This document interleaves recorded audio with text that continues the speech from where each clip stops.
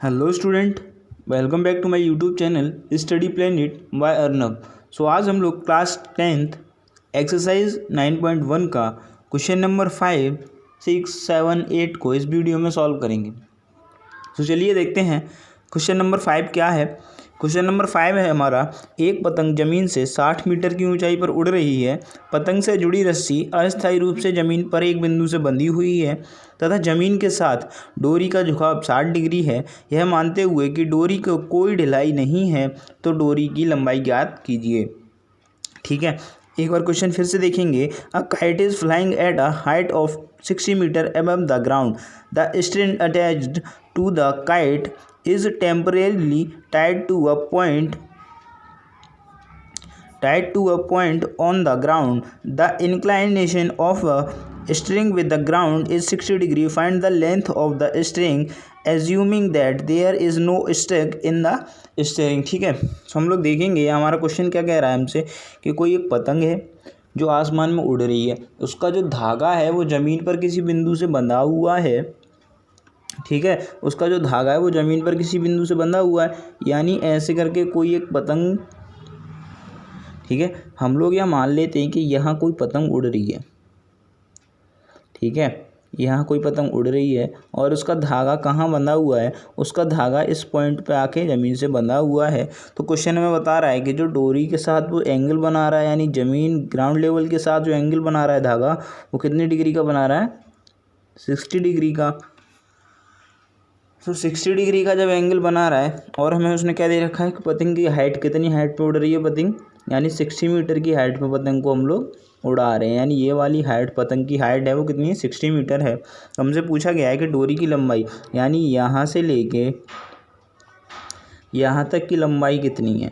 ठीक है, सो हम लोगों को यही बताना है। सो हम लोग देखेंगे यहाँ हम लोग क्या करें, यहाँ हम इसको नाम दे देते हैं ए बी और पतंग को नाम देते हैं सी। ठीक है, सो हमें क्या निकालना है, ए सी निकालना है। ए सी यहाँ क्या है, हाइपोटेनियस है, और दिया क्या है हमें, बी सी दिया हुआ है। बी सी हमारे क्या है, परपेंडिकुलर है। सो हम लोग लिखेंगे बी सी अपॉन ए सी इक्वल, बी सी क्या है हमारा, परपेंडिकुलर है ना, तो बी सी क्या है, परपेंडिकुलर। ए सी क्या है, हाइपोटेनियस।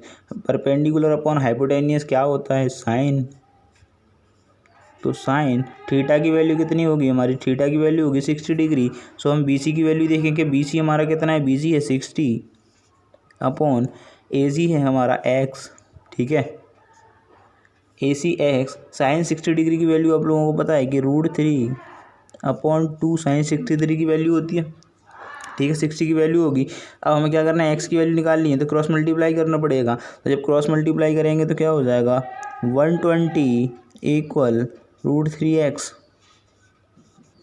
ठीक है, अब x की वैल्यू फाइंड करनी है तो x की वैल्यू क्या हो जाएगी, 120 अपॉन √3।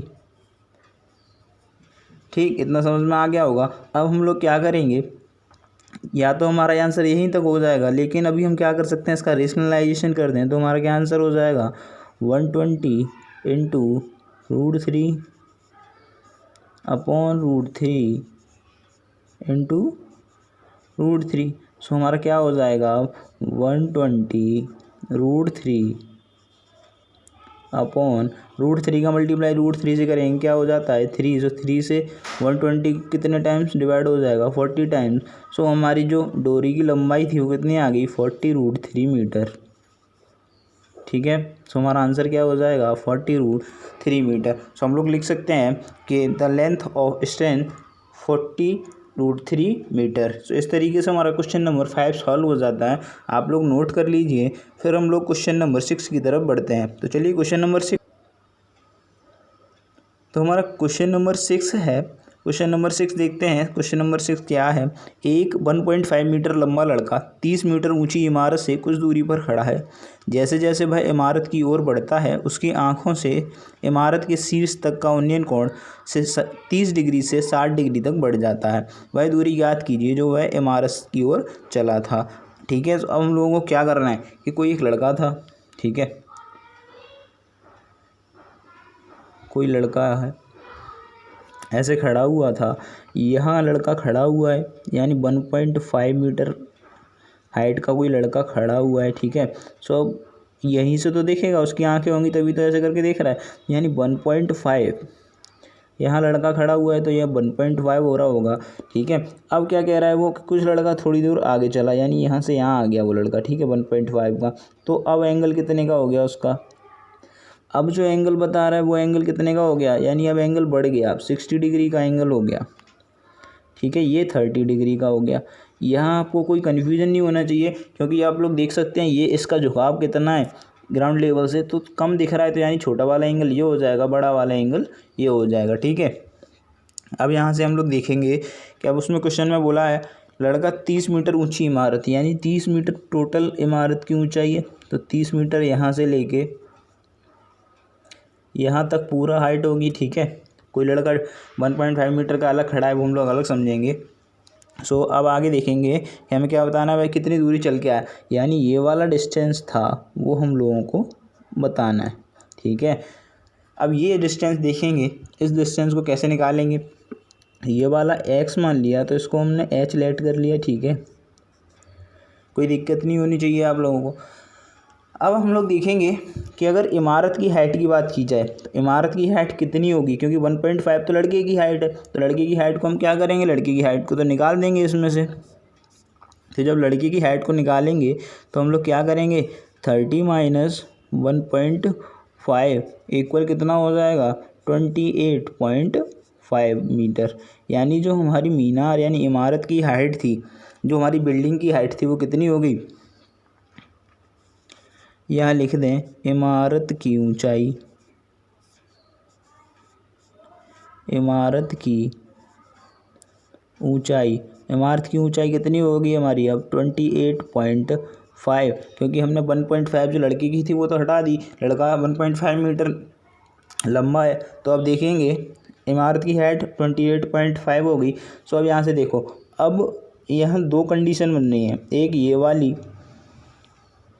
और एक ये, क्योंकि लड़का जब आगे गया तब एक कंडीशन बनी और जब लड़का वहाँ खड़ा था तब एक कंडीशन बनी। तो यहाँ त्रिभुज को नाम दे देते हैं इनको ए,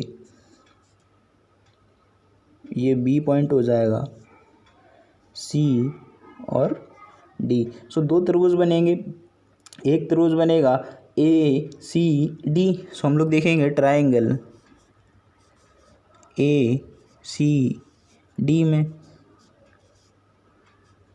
ठीक है। आप लोगों को कोई दिक्कत नहीं होनी चाहिए, ए सी डी में देख रहे हैं तो ए सी डी में जब देखेंगे तो अब देखो यहाँ से ए सी डी का एंगल कितना है, 30 डिग्री का। सो अब देखो यहाँ से हम लोगों को क्या दिया हुआ है, एक्स, और ये टोटल हाइट कितनी, टोटल डिस्टेंस कितना होगा, एक्स प्लस एच का, क्योंकि एक्स यहाँ से यहाँ तक का हो गया, फिर एच यहाँ तक का हो गया। हम पूरे बड़े ट्रायंगल की बात कर रहे हैं तो एक्स प्लस एच हो गया। अब हमें क्या क्या पता है, परपेंडिकुलर पता है और बेस पता है, तो हम लोग क्या लिख सकते हैं इसको कि परपेंडिकुलर हमारा कितना होगा, डी सी अपॉन ए सी, ठीक है। ए सी में हमारा क्या है, A B plus B C equal किसके होगा, ए सी के। सो हम लोग लिख देंगे डी सी अपॉन ए सी, ठीक है। यहाँ ए सी लिखा जाएगा डी सी अपॉन ए सी। अब इक्वल डी सी हमारा क्या है, परपेंडिकुलर है, ए सी हमारा क्या है, बेस है। सो इक्वल थीटा हमारा 30 डिग्री है, परपेंडिकुलर अपॉन बेस होता है tan थीटा, यानी tan 30 हो गया। tan 30 की वैल्यू आप लोगों को पता होगा कि tan 30 की वैल्यू हमारी कितनी होती है। सो यहाँ से देखें डी सी की वैल्यू हमें कितनी दी हुई है, 30 अपॉन ए सी की वैल्यू कितनी है, x plus h equal to tan 30 की वैल्यू हम लोग देखेंगे तो tan 30 की वैल्यू हमारी कितनी होती है, आप लोगों को पता होगा। tan 30 की वैल्यू होती है 1/√3। सो यहाँ से हम अगर क्रॉस मल्टीप्लाई करें तो हमारा क्या हो जाएगा, x plus h equal to 30√3, यही तो हो जाएगा। अब हम लोग यहाँ से क्या करें, या तो x की वैल्यू निकाल लो या फिर h की वैल्यू निकालेंगे। सो यहाँ से जब h की वैल्यू निकालेंगे तो h की वैल्यू निकालने के लिए क्या करना पड़ेगा, h equal to 30√3 minus x। So हमारी इक्वेशन नंबर 1 हो जाएगी। इतना आप लोग नोट कर लीजिए, फिर हम लोग आगे देखेंगे। आप लोगों ने नोट कर लिया होगा इतना। अब हम लोग देखते हैं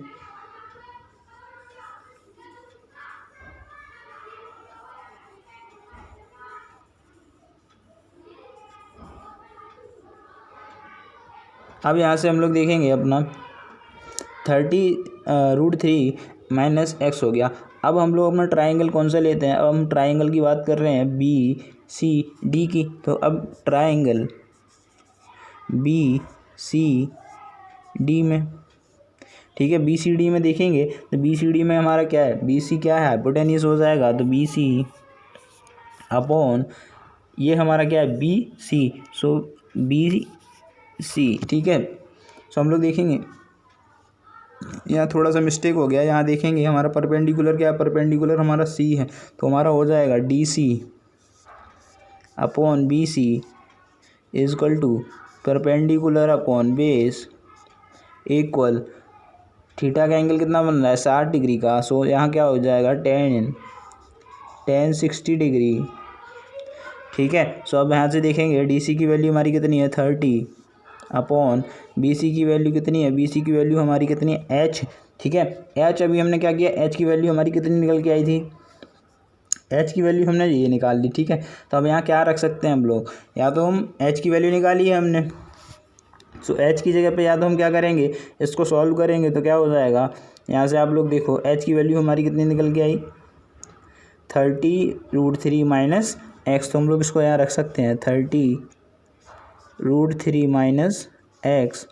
इज इक्वल टू tan 60 की वैल्यू होती है √3 अपॉन 1 हो जाएगा। अब यहाँ से जब क्रॉस मल्टीप्लाई करेंगे तो क्या हो जाएगा, 30 इज इक्वल टू ये 30√3 का मल्टीप्लाई √3 से करेंगे तो √3 क्या बन जाएगा, 3 और 3 3 9, यानी ये हो जाएगा 90 माइनस √3x, ठीक। अब आगे देखेंगे, यहाँ से मैं इसको इरेज करता हूँ। अब हम लोग आगे देखें, इस फिगर को भी हम लोग इरेज कर देते हैं। आप लोगों ने बना लिया होगा, समझ में भी आ गया होगा। सो अब आगे देखें, आगे जब देखेंगे तो ये 90 है, इधर जाके किसका हो जाएगा, 30 minus 90 is equal to minus का √3x, ठीक है। 90 में से 30 जाएगा, माइनस का 60 बचेगा इज इक्वल टू माइनस का √3x। तो माइनस से माइनस कैंसिल हो गया, 60 अपॉन √3 हो गया इज इक्वल टू x हो गया। अब √3 है तो हम इसकी वैल्यू कैसे निकाल सकते हैं, मैंने बताया आपको, रेशनलाइजेशन कर दो, 60 अपॉन √3 इंटू √3, ठीक है। ये 3 हो गया, 3 से इसको कैंसिल करेंगे, 20 टाइम्स कैंसिल हो गया। सो x की वैल्यू कितनी निकल के आई, 20√3, ठीक है। आप लोगों को कोई दिक्कत नहीं होनी चाहिए, x की वैल्यू हमारी कितनी निकल के आ गई, 20√3। सो हम यहाँ से हम लोग देखें, x की वैल्यू हमने निकाल ली, अब h की वैल्यू निकालनी थी।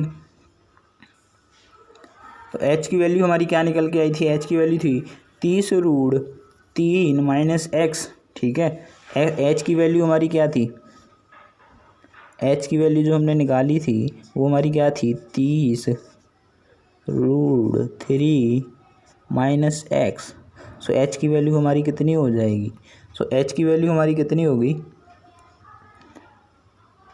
h की वैल्यू हमारी क्या हो जाएगी, 20√3 माइनस कर देंगे इसमें से, तो 20√3 आप माइनस कर दीजिए। वैसे हमारा आंसर यहीं तक हो गया, क्योंकि हमसे क्वेश्चन में क्या पूछा था उसने कि वह कितनी दूरी चला, तो हमने क्या माना था, यहाँ से कोई दूरी चलना स्टार्ट किया था उसने,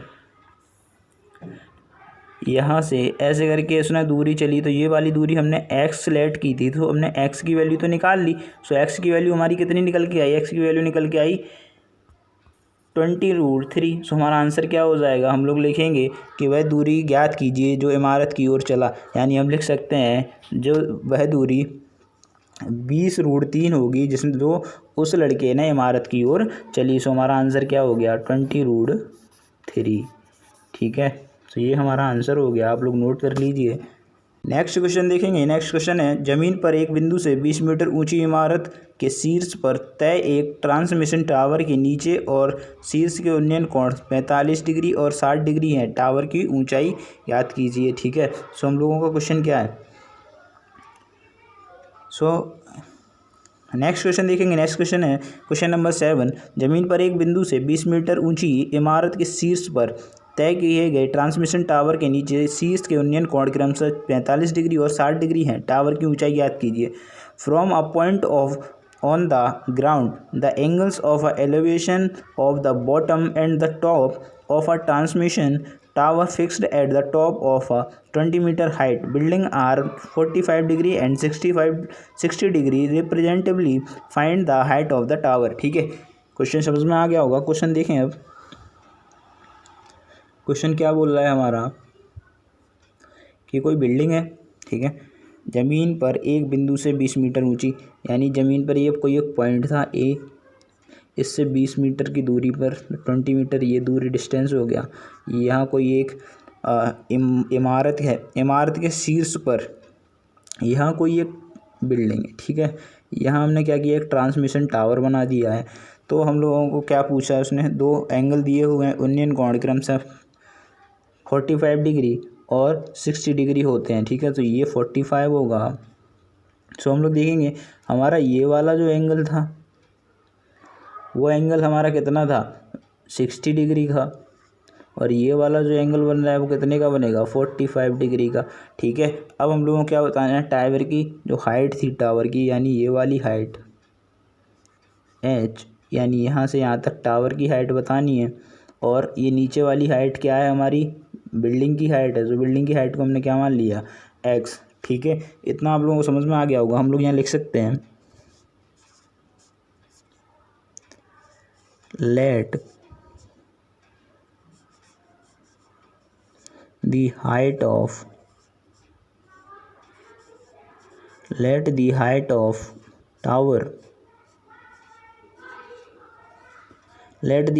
tower हमने क्या माना, h metre, and the height of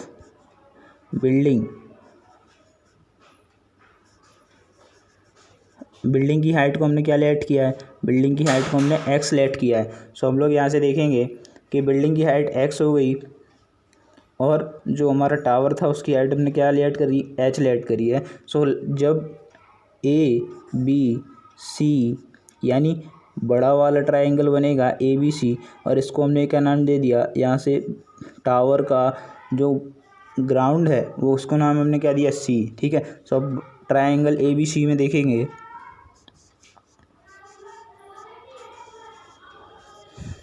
triangle ABC में हमारा क्या हो जाएगा, टोटल हाइट हमारी क्या हो जाएगी, h plus x. So h plus x perpendicular है। सो यहाँ से देखेंगे BC upon AB is equal to क्या हो जाएगा, परपेंडिकुलर अपॉन बेस क्या होता है, परपेंडिकुलर अपॉन बेस होता है tan। थीटा की वैल्यू कितनी है, 60 डिग्री। BC की वैल्यू हमारी कितनी है, BC की वैल्यू क्या होगी, h plus x upon AB की वैल्यू कितनी है, 20 मीटर, इजक्वल टू कितना हो जाएगा, tan 60 की वैल्यू आप लोगों को पता है, √3। सो जो हमारा आंसर निकल के आएगा, यानी h प्लस एक्स कितना हो जाएगा, h plus x is equal to 20√3। ठीक है, अब हमने एक, ये हमारी क्या होगी, इक्वेशन नंबर 1 लेट करते हैं इसको। आप लोग इतना नोट कर लीजिए, उसके बाद देखते हैं। ठीक है, इक्वेशन नंबर 1 हमारी क्या निकल के आ गई, h plus x equal to 20√3। अब हम लोग क्या करें, ट्रायंगल, अब ट्रायंगल देखेंगे AB और D में। ठीक है, जिसको हमने ABD माना है, यहाँ कोई पॉइंट D है, तो अब ट्रायंगल ABD में देखेंगे, ट्रायंगल ABD। ठीक है, तो ट्रायंगल ABD में हमारा परपेंडिकुलर क्या हो जाएगा, BD upon AB is equal to कितना होगा, tan 45 डिग्री, क्योंकि ये वाला एंगल बन रहा है इस ट्रायंगल में। सो हम लोग देखेंगे BD की वैल्यू हमारी कितनी है, x अपॉन ए बी की वैल्यू 20 इज इक्वल टू 1045 की डिग्री होती है 1। सो एक्स की वैल्यू कितनी आ जाएगी, यहाँ से हमारी एक्स की वैल्यू कितनी होगी, एक्स इज इक्वल टू 20। सो हमें एक्स की वैल्यू जब पता चल गई तो हम एक्स की वैल्यू इक्वेशन नंबर 1 में पुट कर देंगे। तो put the value of x, ठीक है। सो एक्स की वैल्यू पुट करेंगे तो एच प्लस एक्स है। सो एच प्लस एक्स की वैल्यू कितनी हो गई, 20 इज इक्वल टू 20√3, ठीक है। सो जब एच की वैल्यू निकालेंगे तो एच क्या हो जाएगा, 20√3 माइनस 20, ठीक है। सो हम लोग यहाँ से क्या कर सकते हैं, 20 को क्या करें, कॉमन ले लें, तो हमारा आंसर क्या हो जाएगा, √3 माइनस 1, ठीक है। या तो आप इतना आंसर छोड़ सकते हैं कि हमारी जो हाइट थी वो कितनी हो गई, 20√3 माइनस 1, या इसका रेशनलाइजेशन कर देंगे तो आपका आंसर वो भी ठीक होगा। चलिए नेक्स्ट क्वेश्चन देखेंगे। नेक्स्ट क्वेश्चन क्या है, सो हम लोग देखेंगे क्वेश्चन नंबर 8 क्या है। 8 है, डाक के एक शीर्ष पर 1.6 मीटर ऊंची एक मूर्ति खड़ी है। जमीन पर एक बिंदु से मूर्ति के शिखर का उन्नयन कोण 60 डिग्री है और उसी बिंदु के आसन के शीर्ष का उन्नयन कोण 45 डिग्री है। तो कुर्सी की ऊंचाई का पता लगाएं। यानी जो मूर्ति है, जो स्टैचू है, ठीक है, वो 1.6 मीटर है और जो नीचे से बिल्डिंग बनी हुई है, यानी जो डाक की कुर्सी है, उसका हमें हाइट का पता लगाना है, ठीक है। A statue 1.6 metre tall stands on the top of a postal from a point on the ground. The angle of elevation of the top of a statue is 60 degree and from the same point the angle of elevation of the top of the pedestal is 45 degree. Find the height of the pedestal, ठीक है। सो हम लोगों को क्या करना है, हम लोग यहाँ मान लें ये कोई एक पेडेस्टल है, इस यहाँ तक का नाम रख दें BAC, ठीक है। यानी इसका हमने कोई यहाँ तक की जो हाइट थी उसको BC दे दिया। अब वो क्या कह रहा है, ये कोई हमारा पेडेस्टल है, इसके ऊपर एक मूर्ति खड़ी है, स्टैचू बना दिया कोई, ठीक है, एक ऐसे करके स्टैचू बना दिया। ये इस स्टैचू को नाम देते हैं हम लोग D, ठीक है। ये कोई स्टैचू बना दिया। अब वो क्या कह रहा है हमसे कि स्टैचू की जो हाइट है, यानी ऊपर वाली जो हाइट है वो कितनी है, 1.6 मीटर है, ठीक है। यानी स्टैचू की जो यहाँ तक की हाइट है वो कितनी है, 1.6 मीटर। और हमसे पूछा क्या, ये वाली हाइट पूछी गई है कि जो नीचे का बेस है उसकी हाइट कितनी होगी, ठीक। इतनी बात समझ में आ गई होगी। फिर उसने दो एंगल दिए हुए हैं कि मूर्ति के शीर्ष का उन्नयन कोण, यानी जो स्टैचू रखी है उसका शीर्ष, यानी ऐसे बनेगा, यहाँ से कोई देख रहा होगा तो एक एंगल ये बन रहा है हमारे पास और एक एंगल ये बन रहा है अंदर, ठीक है। तो हम लोग देखेंगे मूर्ति के शीर्ष का उन्नयन कोण है 60 डिग्री, ठीक है, और जो पोस्टल है उसके शीर्ष का, यानी उसके टॉप का एंगल कितना है, 45 डिग्री। सो हमसे पूछा क्या है कि जो हाइट होगी वो पेडेस्टल की, वो हाइट कितनी होगी। सो हम लोग देखें यहाँ से। अब हम लोग सबसे पहले क्या करें, दो ट्राइंगल यहाँ पे भी बन गए, सेम दो कंडीशन बनेंगी। अब हम लोग अगर बड़ा वाला ट्राइंगल लेते हैं, यानी AC और D, ठीक है। अगर ये ट्राइंगल हम लोग ले रहे हैं तो हम लोगों को क्या करना पड़ेगा, तो लिखेंगे ट्राइंगल ACD। सो ACD में हमारा क्या हो जाएगा, अब यहाँ से हम लोग देखें, अगर C और D की हाइट देखें तो क्या होगी, 1.6 प्लस x, ठीक है, प्लस x करना पड़ेगा। इस हाइट को हमारे पास दी नहीं है ये हाइट कुछ भी, सो हम लोग इसको क्या लेट कर लें, h, कोई दिक्कत, इक्वल टू क्या हो जाएगा, परपेंडिकुलर अपॉन बेस है, तो ये क्या हो गया, 1060 डिग्री, ठीक है, 1060 डिग्री हो गया। तो 1.6 plus x upon h equal to कितना हो गया हमारा, √3, यानी जो हमारी वैल्यू निकल के आएगी वो कितनी निकल के आएगी, 1.6 plus x equal to h√3, ठीक है। अब हमें वैल्यू किसकी निकालनी है, हमें वैल्यू निकालनी है x की, यानी यही तो हाइट हमें पता करनी है। सो हम x को इधर रखेंगे, x equal to h√3 minus 1.6। इतनी बात समझ में आ गई। इस इक्वेशन को नाम दे देंगे इक्वेशन नंबर 1। फिर हम लोग देखेंगे अब हमारे पास नेक्स्ट इक्वेशन बनेगी, इतना आप लोग नोट करिए। फिर अब हम ट्राइंगल किस में जाएंगे, ए सी बी में। ठीक है, अब ए सी बी ट्राइंगल में जाते हैं। अब ट्राइंगल ए सी बी में जाएंगे तो क्या होगा, जब ट्राइंगल ए सी बी में जाते हैं, ठीक है, तब ए सी बी में जाएंगे ट्राइंगल में, तो हमारा परपेंडिकुलर क्या हो जाएगा, x upon h is equal to 1045 degree. ठीक है, कि एक्स कैसे हो गया, एक्स यानी यहाँ से लेके और यहाँ तक की हाइट हमने कितनी मानी, एक्स, और ये बेस कितना है हमारा, एच। सो 1045 की डिग्री कितनी होती है, हम लोगों को वैल्यू चाहिए एक्स की, 1045 यानी एक्स इज इक्वल टू 1045 की वैल्यू 1 इंटू एच। सो हमारा क्या हो जाएगा, x is equal to h के होगा। सो हम एक्स की जगह पे एच को भी रख सकते हैं। सो अब हम लोग यहाँ से देखेंगे तो हमारा यहाँ से आंसर क्या होगा, अगर हमें एक्स की वैल्यू चाहिए थी तो हम क्या करेंगे, x is equal to h की जगह हम क्या रख सकते हैं, एक्स को -1.6। ठीक है, वैल्यू पुट कर दी हमने। अब क्या सिंपल सा हमें आंसर निकाल लेना है। अपना आंसर निकालेंगे तो x माइनस √3 की वैल्यू 1.732 होता है। ठीक है, तो हमने √3 की वैल्यू रख दी, यानी 1.3x इजकल टू माइनस का 1.6। ठीक है, इतना आप लोगों को कोई दिक्कत नहीं होगा, इक्वेशन को बिगाड़ देता हूँ मैं। अब हम लोग क्या करेंगे, अब अगर माइनस करेंगे ये 1 होगा, यहाँ कुछ नहीं है तो 1 है, तो 1 में से 1.73 को माइनस करेंगे तो क्या बचेगा, माइनस का 7.32। ठीक है, x इजकल टू माइनस का 1.6। तो यहाँ हमारा माइनस से माइनस कैंसिल हो जाएगा। अब वैल्यू x की चाहिए तो 1.6 अपॉन 732। ठीक है, कोई दिक्कत नहीं होगी आपको इतने में। यहाँ हमारी वैल्यू क्या बचेगी, 0.732। ठीक है, अब हम लोगों को अगर इसको सॉल्व करना है तो हम लोग क्या करेंगे, 1.6 है, ठीक है, 1.6 डिवाइडेड बाई है 0.732 से। सो जब डिवाइड करेंगे तो हमारा आंसर कितना आएगा, तो हमारा आंसर आएगा 2.18। ठीक है, 2.18 मीटर। सो हमारा ये क्या हो गया, बिल्डिंग की हाइट। तो ये हमारा आंसर हो गया।